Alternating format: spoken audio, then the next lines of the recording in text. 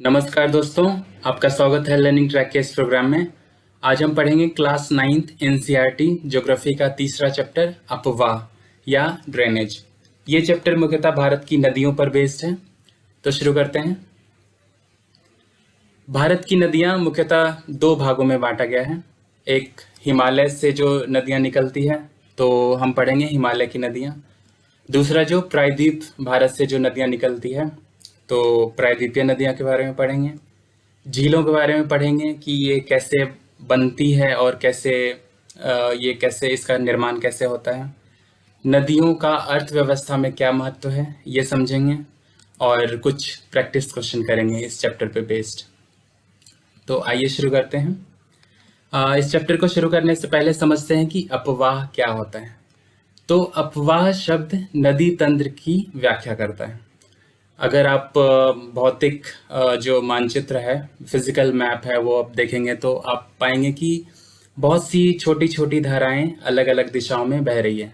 जब वो एक जगह मिलती है तो एक नदी का निर्माण होता है और वो नदी अपने से बड़े जलाशय में जाकर मिल जाती है। वो जलाशय या तो बड़ी झील हो सकती है, या समुद्र या सागर हो सकता है, या महासागर हो सकता है। तो इस इमेज के जरिए समझते हैं कि किस तरह से नदी का ओरिजिन उद्गम होता है, कैसे स्टार्ट होता है और कैसे मध्य भाग में इसकी क्या दशा होती है और अंतिम में यह कैसे समुद्र में मिल जाता है या महासागर में मिल जाता है। तो सबसे पहले नदी का उद्गम होता है और वहाँ पर ऊंचे ऊंचे स्थान से इसका उद्गम होता है। इस वजह से इसकी रफ्तार तेज होती है और अपने साथ सिल्ट और बालू जो अवसाद होते हैं वो बहुत मात्रा में लाती है। मध्य भाग में इसकी ऊंचाई थोड़ी कम हो जाती है। जो मैदान का भाग होता है, थोड़ा ढलान कम हो जाने की वजह से यह सांप की आकृति आप देख रहे हैं, इस आकृति में यह बहने लगती है और कई और धाराओं में भी बढ़ जाती है। इस शेप को विसर्प कहते हैं या इंग्लिश में मींडर्स के नाम से जाना जाता है। कई धाराएं जो अलग बढ़ जाती है और मिट्टी और बालू की वजह से अलग हो जाती है और इस आकार में हो जाता है, उसे गोखुर झील के नाम से जानते हैं। और ये बहते हुए नीचे इसका ढलान बहुत ही कम हो जाता है और बहुत धीमी रफ्तार से यह आगे बढ़ती है और अपने साथ इसमें जो बालू और सिल्ट जो होता है वो अवसाद की वजह से यहाँ पर ये अनेक धाराओं में बहते हुए यहाँ पर डेल्टा का निर्माण करता है ये नदियाँ, और जलाशय में आखिरकार मिल जाता है। तो आइए शुरू करते हैं हिमालय की नदियों से। तो पहला टॉपिक है सिंधु नदी।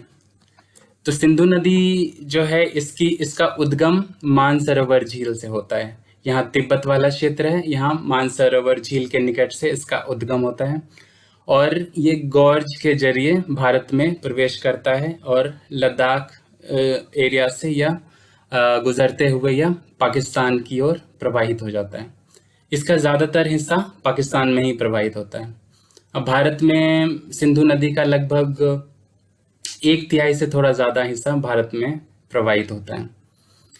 इसकी जो यहाँ भारत में कुछ सहायक नदियाँ हैं, उसका नाम है जास्कर, न्यूब्रा, श्योक और हुंजा। सिंधु नदी से जुड़ा एक जल समझौता हुआ था, सिंधु जल समझौता, जो कि 1960 में हुआ था। वो भारत के तत्कालीन प्रधानमंत्री जवाहरलाल नेहरू और पाकिस्तान के तत्कालीन राष्ट्रपति अयूब खान के बीच में हुआ था। इसकी मध्यस्थता विश्व बैंक कर रहा था। इस समझौता के जरिए ये निर्णय लिया गया कि जो ऊपर की 3 नदियां हैं, जिसे पूर्वी नदी बोलते हैं, ये सिंधु, ये देख रहे हैं झेलम और ये चिनाब, ये 3 पूर्वी नदियों का नियंत्रण या कंट्रोल जो है पाकिस्तान के पास रहेगा। जबकि नीचे की 3 नदी जो आप देख रहे हैं, ये रावी, ये व्यास और ये सतलज, ये पूर्वी नदी है, इसका नियंत्रण भारत को दिया गया। तो इस समझौते का नाम था सिंधु जल समझौता। यह 1960 में हुआ था। और तो शुरू से देखते हैं, ये जो इसके आप देख रहे हैं यहाँ पे जो बहने वाली नदियाँ, ये झेलम है और ये चिनाब है, ये रावी है, ये व्यास है और ये सतलज है। ये बहते हुए यहाँ पर पाकिस्तान के एरिया में यहाँ पंचनद का निर्माण करती है, और ये आगे बहते हुए पाकिस्तान में मिठानकोट के पास पाकिस्तान में सिंधु नदी से मिल जाती है। सिंधु नदी की लंबाई लगभग 2900 किलोमीटर है, और ये आगे बहते हुई अरब सागर में मिल जाता है। जो ये सतलज नदी है, सतलज नदी का भी यहाँ उद्गम यहाँ मानसरोवर लेक के नज़दीक राक्षस ताल से हुआ है। और ये जो आप व्यास नदी देख रहे हैं, इसका उद्गम रोहतांग पास से हुआ है। और व्यास नदी और ये सतलज नदी जहाँ पर मिलती है, वहाँ पर एक इंदिरा गांधी नहर है स्थित है। यह पंजाब से लेकर राजस्थान तक फैला हुआ है। यह नहर भारत का सबसे बड़ा नहर के नाम से जाना जाता है। इसे इंदिरा गांधी नहर या इंदिरा गांधी कनाल के नाम से जानते हैं। यह मुख्यतः इसका जो क्षेत्र है, यह राजस्थान वाले क्षेत्र में है। कृषि और सिंचाई के संबंध में यह काफ़ी महत्वपूर्ण है पंजाब और राजस्थान के राज्यों के लिए। अब आगे देखते हैं, गंगा नदी तंत्र को समझते हैं। तो गंगा नदी यहाँ पर भगीरथी और अलकनंदा जब उत्तराखंड के देवप्रयाग में मिलती है, तो उसे वह गंगा नदी के नाम से जाना जाता है। इसका उद्गम गंगोत्री हिमानी से है। गंगा नदी जब यहाँ पर बनती है, भगीरथी और अलकनंदा नदी जब यहाँ देवप्रयाग में मिलती है तो गंगा नदी बनती है। और यह उत्तराखंड के हरिद्वार में जब पर्वतीय क्षेत्र को छोड़कर मैदानी भागों में यहाँ प्रवेश करती है, और यह 2500 किलोमीटर का रास्ता तय करते हुए बंगाल की खाड़ी में मिल जाती है। इसके दाहिनी तरफ एक नदी यमुनोत्री ग्लेशियर से निकलती है, यमुनोत्री हिमानी से। इसका नाम यमुना नदी है। यह भारत की सबसे बड़ी सहायक नदी है, जो इसके गंगा नदी के समानांतर बहते हुए यहाँ इलाहाबाद या प्रयागराज में मिल जाता है। गंगा नदी यहाँ बहते हुए जो यहाँ सबसे उत्तरी छोर है, यहाँ पर पश्चिम बंगाल का फराक्का क्षेत्र है। यहाँ पर ये दक्षिण की तरफ मुड़ जाती है और यहाँ पर बंगाल की खाड़ी में गिर जाता है। इसे हुगली के नाम से जानते हैं। और दूसरा इसकी जो मुख्य धारा है, वह बहते हुए बांग्लादेश में प्रवेश कर जाता है, और यहाँ बांग्लादेश में यह पद्मा के नाम से जाना जाता है। सबसे पहले इससे समझ लेते हैं कि गंगा नदी की जो सहायक नदियाँ हैं वो कौन कौन सी हैं। तो एक तो हमने देखा, इसकी सबसे बड़ी सहायक नदी यमुना नदी है। यमुना नदी भारत की भी सबसे बड़ी सहायक नदी है। उत्तर से जो बहने वाली है, जो नेपाल हिमालय से बहने वाली नदी है, वो घाघरा है, गंडक है और कोसी नदी है, जो यहाँ पर गंगा नदी से मिलती है। घाघरा, गंडक, कोसी नदी की वजह से उत्तर भारत में कई बार बाढ़ की स्थिति आ जाती है और जान माल के नुकसान भी काफ़ी होता है। लेकिन इन नदियों की वजह से उत्तर मैदान का उपजाऊपन अधिक बढ़ जाता है, जो कि कृषि योग्य हो जाता है। जो मध्य उच्च भूमि से नदियां आकर यहाँ यमुना में मिलती है, उसका नाम ये चंबल नदी है, ये बेतवा नदी और ये केन नदी। यह यमुना नदी में मिल जाती है, और यमुना नदी यहाँ पर इलाहाबाद में गंगा नदी से मिल जाती है। यहाँ पर एक सोन नदी जो अमरकंटक पहाड़ी से निकलते हुए यहाँ पर पटना में मिलती है, और इस तरह दोनों तरफ से बाईं और दाईं ट्रिब्यूटरीज जब गंगा नदी में मिल जाती है तो ये यहाँ पर आगे बढ़ जाती है। अब देखते हैं आगे ब्रह्मपुत्र नदी तंत्र। ब्रह्मपुत्र नदी तंत्र यहाँ तिब्बत के मानसरोवर झील के निकट से ही शुरू होता है। यहीं से सिंधु नदी भी का उद्गम होता है, और यहीं के नज़दीक राक्षस ताल लेक जो है, यहाँ से सतलज नदी बहती है। तो इसी के निकट से यह ब्रह्मपुत्र नदी यहाँ हिमालय के समानांतर पूर्व की दिशा में बहते हुए यहाँ पर नामचा वारवा पर्वत है, वहाँ पर यू टर्न लेते हुए गॉर्ज के थ्रू पर्वत को काटकर जब नदी बहती है तो उस क्षेत्र को गॉर्ज बोलते हैं।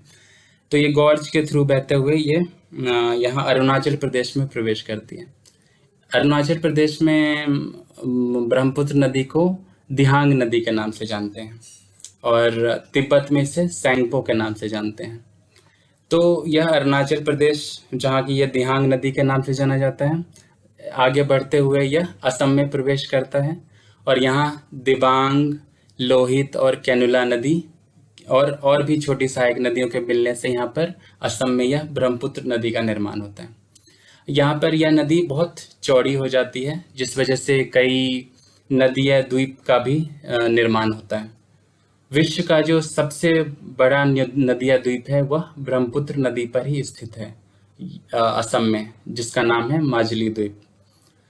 जब यह ब्रह्मपुत्र नदी आगे यहाँ पर बांग्लादेश में प्रवेश करता है तो इसका नाम मेघना हो जाता है, जमुना हो जाता है। और जब यह पद्मा और जमुना यहाँ पर मिल जाती है नदी तो इसका नाम मेघना हो जाता है। और यह मेघना नदी यहाँ बहते हुए यहाँ पर बंगाल की खाड़ी में मिलने से पहले एक बहुत बड़ा डेल्टा का निर्माण करता है, जिसका नाम सुंदरबन डेल्टा है। सुंदरबन डेल्टा इसका नाम इस वजह से भी पड़ा क्योंकि यहाँ जो वन पाया जाता है उसका नाम सुंदरी वन है, तो इस वजह से यह सुंदरबन डेल्टा बोला जाता है। आगे देखते हैं। अब ये प्रायद्वीपीय नदी के बारे में देखते हैं। तो ये नदी जो आपने देखा, ये नर्मदा नदी है, जो यहाँ सतपुड़ा की जो अमरकंटक पहाड़ी है मध्य प्रदेश में, यहाँ से उद्गम होता है और यहाँ से बहते हुए यह इधर खंभात की खाड़ी में मिल जाता है। इसके ऊपर विंध्याचल पर्वत है और इसके नीचे सतपुड़ा पर्वत है। तो इसके बीच में जो भ्रंश घाटी है उसी से यह नर्मदा नदी होकर बहती है और खंभात की खाड़ी में मिलती है। नर्मदा नदी के रास्ते में यहाँ पर जबलपुर के निकट एक बहुत बड़ा जलप्रपात का निर्माण करती है और उस जलप्रपात का नाम है धुआंधार जलप्रपात। धुआंधार जलप्रपात नर्मदा नदी पर ही स्थित है। यह सवाल काफ़ी बार एग्जाम में पूछा जाता है, तो आप ये ध्यान में रखेंगे।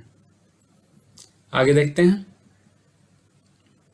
ये नदी ताप्ती नदी है, जो कि मध्य प्रदेश के बैतूल जिले से इसका उद्गम होता है और यह भी भ्रंश घाटी से होते हुए बहते हुए यहाँ पर अरब सागर में मिल जाती है।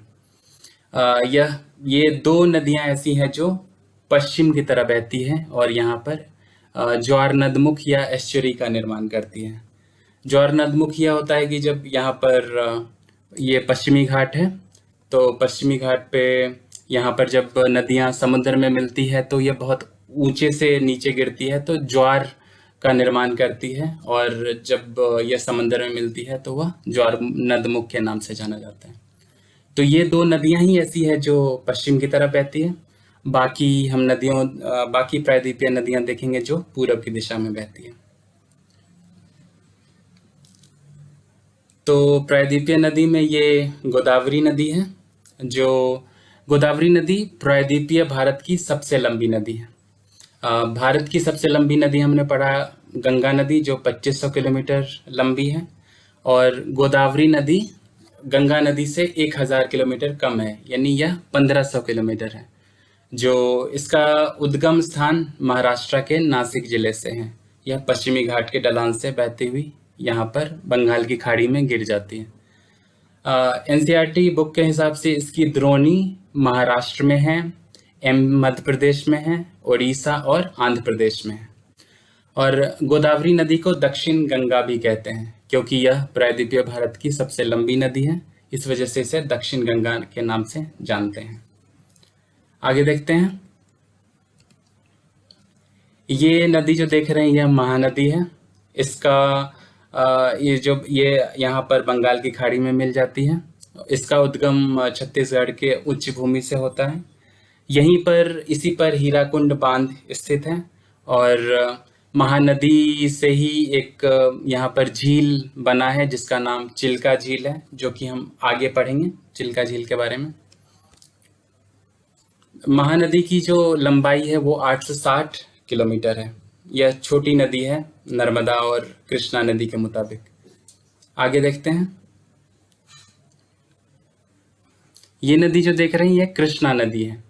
यह प्रायद्वीपीय भारत की दूसरी सबसे बड़ी नदी है पहला प्रायद्वीपीय भारत की सबसे बड़ी नदी हमने देखा ये गोदावरी नदी, उसके बाद ये कृष्णा नदी। कृष्णा नदी की लंबाई जो है 1400 किलोमीटर है, 100 किलोमीटर इससे कम है। गोदावरी की लंबाई 1500 किलोमीटर हमने देखा, और कृष्णा नदी की लंबाई 1400 किलोमीटर। कृष्णा नदी पर ही नागार्जुन सागर बांध स्थित है, और यह कृष्णा नदी बंगाल की खाड़ी में मिल जाती है। इसकी कुछ सहायक नदियां हैं, वो तुंगभद्रा है, कोयना है, घाटप्रभा, मूसी और भीमा है। अब आगे देखते हैं कावेरी नदी के बारे में। तो कावेरी नदी यहाँ पश्चिमी घाट के ब्रह्मगिरी श्रृंखला से निकलती है, और 760 किलोमीटर का ये दूरी तय कर यह बंगाल की खाड़ी में मिल जाती है। भारत की दूसरा जो सबसे बड़ा जलप्रपात है वह इसी पर स्थित है, उसका नाम शिव समुद्रम जलप्रपात है। आगे देखते हैं, अब झील के बारे में जानते हैं। तो पृथ्वी के सतह का जो निचला हिस्सा होता है या गर्त वाला भाग होता है, जब उसमें जल भर जाता है तो वह झील के नाम से जाना जाता है। वह जल समुद्र के जल से भी भर सकता है, या बारिश के जल से, या ग्लेशियर से पिघला हुआ पानी से भी भर सकता है। तो और ये जो आप देख रहे हैं यहाँ पर किसी नदियों के द्वारा जो स्पिट और बार्स या बालू मिट्टी जो लाया जाता है, उस वजह से जो रोधिकाएं उत्पन्न हो जाती है, और यह समुद्र से कटकर यहाँ पर जो जलाशय बन जाता है, वह लेगून झील कहलाता है। लेगून झील के कुछ एग्जाम्पल हैं चिल्का झील, पुल्लिकट झील इत्यादि। झील के बारे में कुछ महत्वपूर्ण फैक्ट्स देखते हैं। चिल्का झील जो कि महानदी के निकट स्थित है, महानदी द्वारा बनाया गया है, वह भारत की सबसे बड़ी खारे पानी की झील है।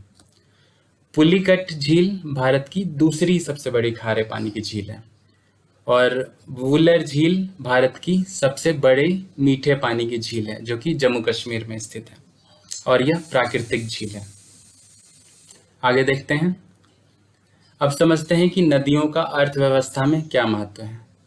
तो प्राचीन काल से ही हमने देखा कि ज़्यादातर सभ्यता नदी के किनारे ही स्थित होती है, क्योंकि जो ह्यूमन एक्टिविटीज़ होती हैं, वो डेली ह्यूमन एक्टिविटीज़, उसमें जल का बहुत ही महत्वपूर्ण योगदान होता है, क्योंकि जल एक महत्वपूर्ण प्राकृतिक संसाधन है और इसका डेली इस्तेमाल होता है।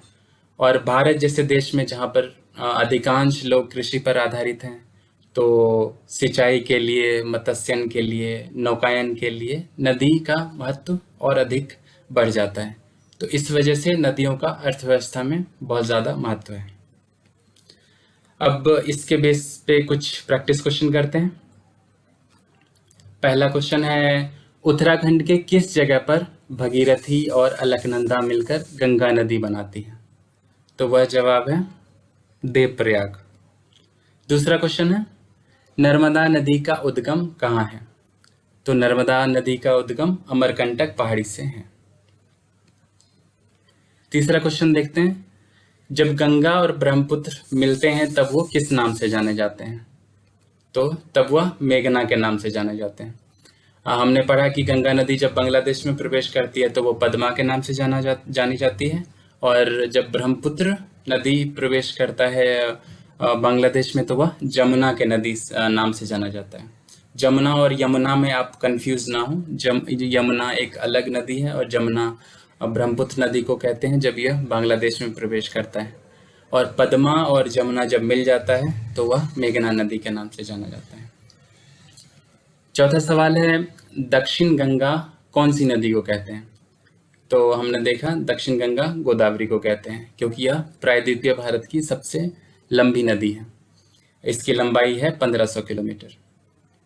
पांचवा क्वेश्चन देखते हैं, कावेरी नदी का उद्गम स्थान कहाँ है? तो कावेरी नदी का उद्गम स्थान पश्चिमी घाट के ब्रह्मगिरी पहाड़ी से है। आगे देखते हैं, शिव समुद्रम परियोजना किस नदी पर स्थित है? तो शिव समुद्रम परियोजना कावेरी नदी पर स्थित है। वुलर झील किस राज्य में है? तो इसका ऑप्शन है, सही जवाब है जम्मू कश्मीर। तो ये चैप्टर यहीं समाप्त होता है। देखने के लिए धन्यवाद। अगर आपको वीडियो अच्छा लगा तो चैनल को लाइक कर सकते हैं और सब्सक्राइब कर सकते हैं और बेल बटन को ज़रूर दबाएं ताकि आपको आगे वीडियो आने वाले जो होंगे उसका नोटिफिकेशन मिलता रहे। आगे हम पढ़ेंगे जलवायु के बारे में, तो आप देखते रहिए लर्निंग ट्रैक। मिलते हैं, धन्यवाद।